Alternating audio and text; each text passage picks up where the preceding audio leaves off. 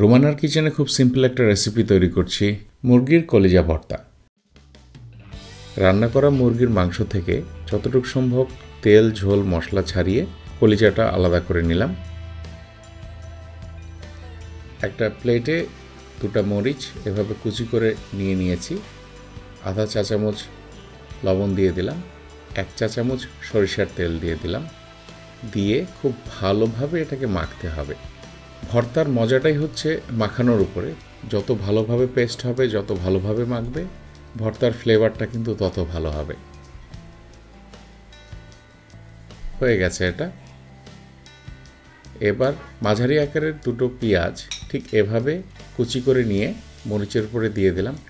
আরও আধা চা চামচ সরিষার তেল দিলাম, দিয়ে আবার মাখাচ্ছি। ওই যে বললাম খুব ভালোভাবে মাখাতে হবে, আমি ভালোভাবে মাখাচ্ছি। বাই দ্য ওয়ে, আমি অমি আজাদ, রোমানার হাজব্যান্ড।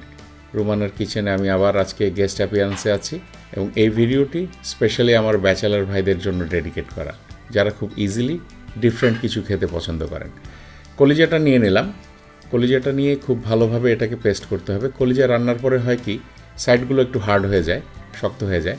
তো চেষ্টা করতে হবে যতটুকু সম্ভব কলিজাটাকে পেস্ট করা।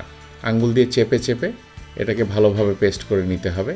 দেখতে পাচ্ছেন ভালোভাবে পেস্ট হয়ে গেছে। এবার পেঁয়াজ মরিচের সাথে কলিজাটা খুব ভালোভাবে মাখিয়ে নিতে হবে। ভর্তার প্রক্রিয়া মোটামুটি এখানেই শেষ। চলুন দেখে নিই ভর্তাটা করতে আমাদের কি কি লাগছে। রান্না করা একটা মুরগির কলিজা,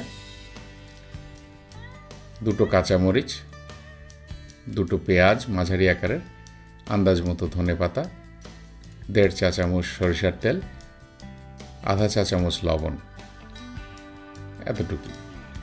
মাখানো হয়ে গেছে, ভর্তাও তৈরি হয়ে গেছে। এবার এটা পরিবেশন করব। পরিবেশন করে উপর দিয়ে একটু ধনেপাতা ছিটিয়ে দেব। অবশ্যই তৈরি করবেন।